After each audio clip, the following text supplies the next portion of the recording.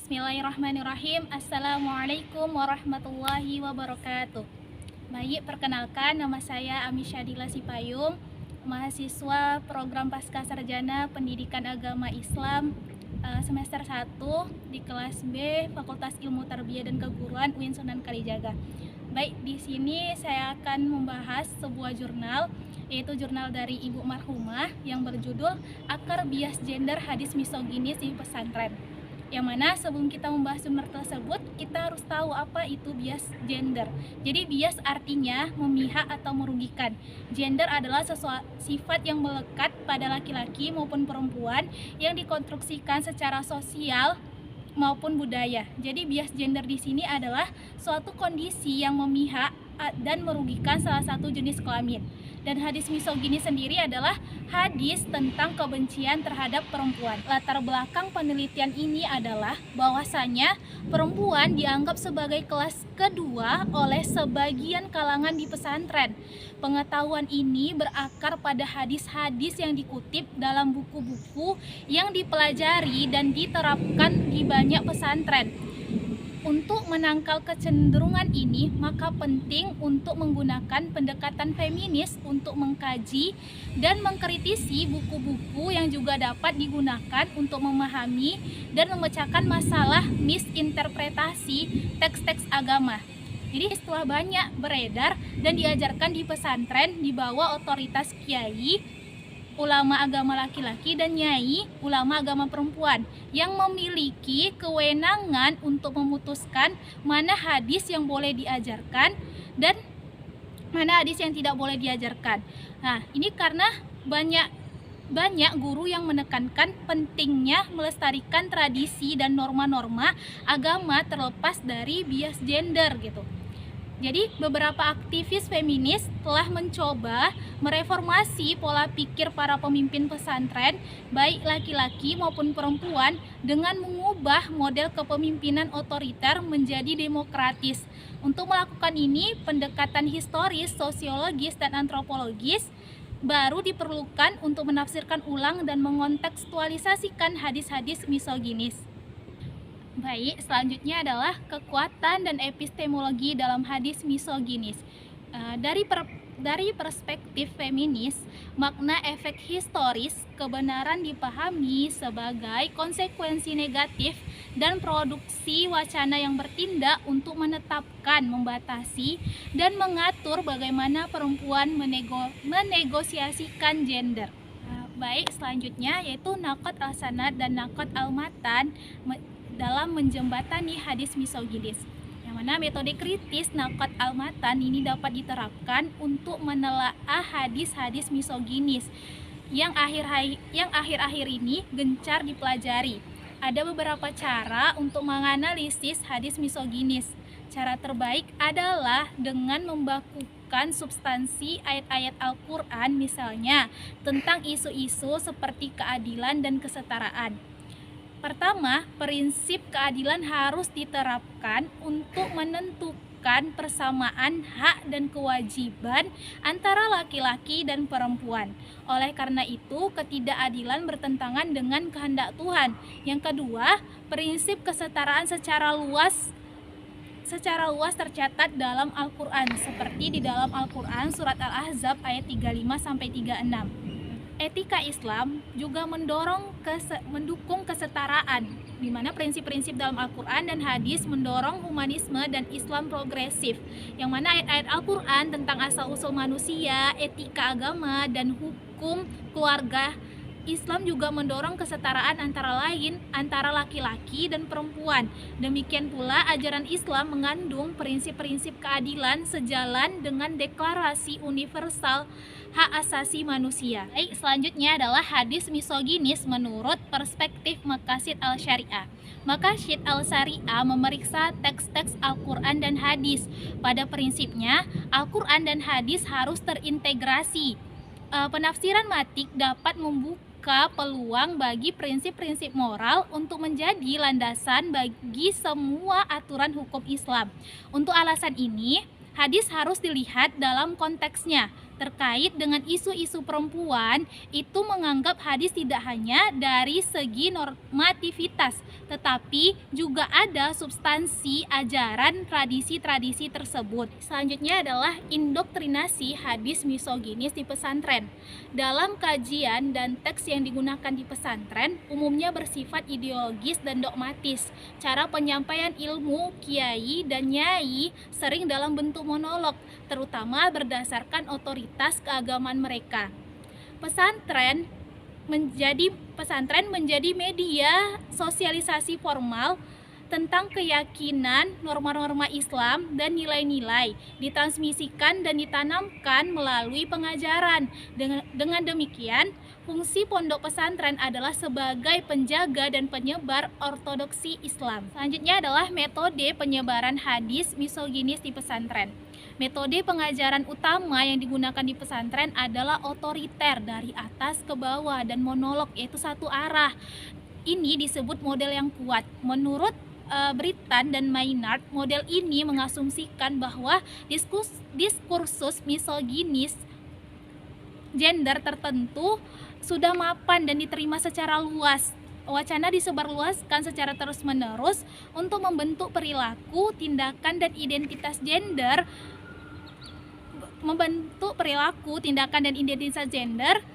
berdasarkan preferensi tertentu yang telah diterima. Identitas gender terutama terbentuk melalui proses sosialisasi jangka panjang di mana pengulangan sangat penting. Individu diperlukan sebagai subjek pasif yang dapat dibentuk melalui indoktrinasi oleh agen utama sosialisasi yang adalah bias gender. Selanjutnya adalah hadis misoginis dalam kitab kuning. Buku-buku yang memuat hadis-hadis misoginis yang diajarkan di pesantren-pesantren ditulis oleh Syekh Al-Bajuri dan lain-lain. Penulisnya kebanyakan pria. Topik dan struktur buku tidak memperhatikan kesetaraan antara pria dan wanita. Dalam teks-teks ini sudah umum bahwa wanita dianggap sebagai objek kebutuhan seksual laki-laki. Berikut ini bagian 1 menguraikan aspek-aspek yang paling signifikan dari teks-teks yang digunakan di pesantren pendidikan di Indonesia. Yang kedua adalah Kitab Al-Adkar. Kitab Al-Adkar ditulis oleh Al-Nawawi Ad-Dimashqi. Itu nanti diterbitkan ulang oleh penerbit Toha Putra di Semarang, Jawa Tengah, dan berisi hadis misoginis. Dalam bab yang berjudul Al-Nikah atau perkawinan, penulis membahas Nabi Muhammad SAW sebagai seorang laki-laki yang meminang seorang perempuan. Teks tersebut menjelaskan bahwa seharusnya pria yang seharusnya melamar seorang wanita karena Allah. Pria juga harus mencintai seorang wanita karena Allah. Yang ketiga adalah Kitab Akhlak An-Nisa. Buku ini ditulis oleh Musli bin Miftah dan dicetak oleh Maktabah Munawir di Semarang, Jawa Tengah. Buku ini diawali dengan menjelaskan Al-Fatihah, sholawat, dan salam atas Nabi Muhammad SAW. Sesuai dengan judul bukunya, buku ini membahas tentang hubungan antara suami dan istri dan hanya diajarkan kepada siswa perempuan karena isinya khusus untuk perempuan. Yang keempat adalah Kitab Akhlak li Al-Banin wa Al-Banat, yang mana buku ini ditulis oleh Umar Ibnu Ahmad Barja. Ini terdiri dari 2 jilid yang membahas moral ideal anak laki-laki dan perempuan. Ini dimaksudkan untuk mengajar kaum muda bagaimana berperilaku dalam hubungan dengan orang tua, guru, dan teman. Beberapa nasihat di awal kitab menyebutkan pentingnya akhlak al-hasanah, akhlak yang baik yang dapat membawa kebahagiaan dunia dan akhirat. Sebaliknya, al-akhlak al-sayyi'ah, akhlak yang buruk dapat merusak mereka dan membuat mereka menderita kemalangan. Buku ini juga menyebutkan moral kewajiban pemuda. Kitab Adab Al-Mu'asyarah, yang mana adab al-musya'arah baina al-zawjain li taksil al-sadat al-zawjiyat al-haqqiyah, cara-cara hubungan suami istri yang mengarah pada kebahagiaan yang hakiki.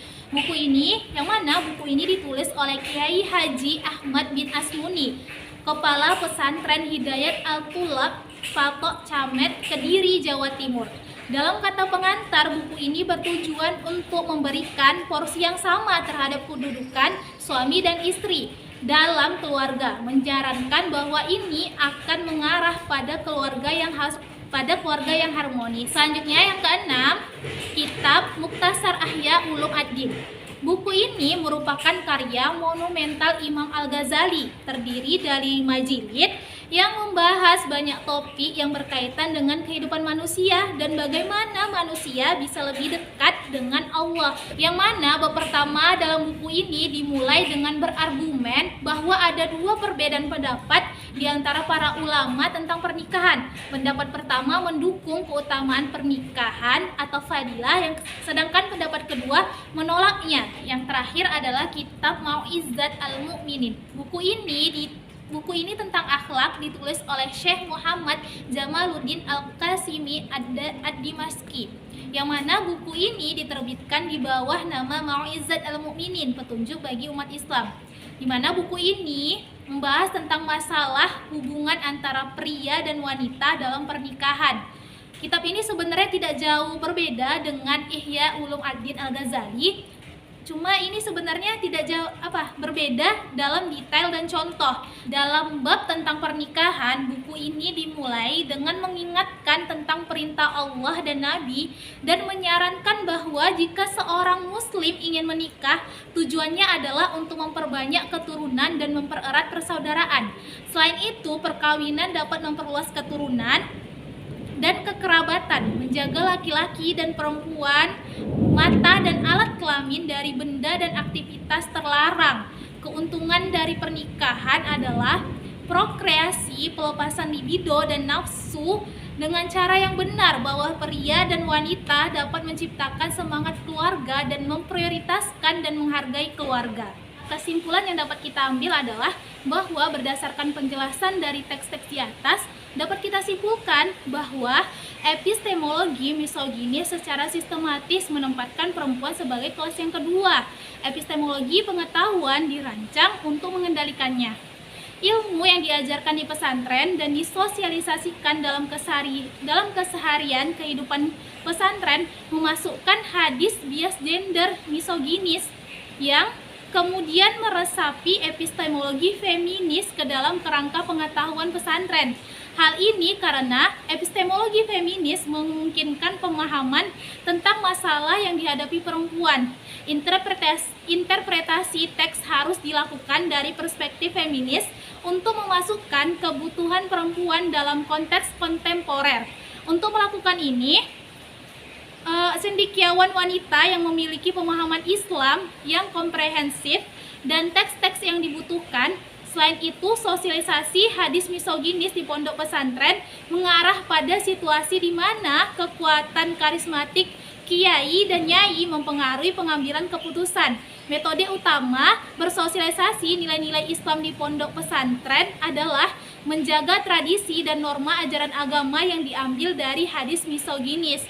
Selanjutnya, ajaran disampaikan melalui diskusi Islam mingguan yang dipimpin oleh kiai atau nyai. Metode sosialisasi lainnya adalah melalui penguatan pesan misoginis serupa melalui buku teks yang digunakan untuk mengajar siswa setiap hari. Akhirnya, kita perlu menyadari bahwa perlu menggunakan strategi baru dalam memahami hadis misoginis.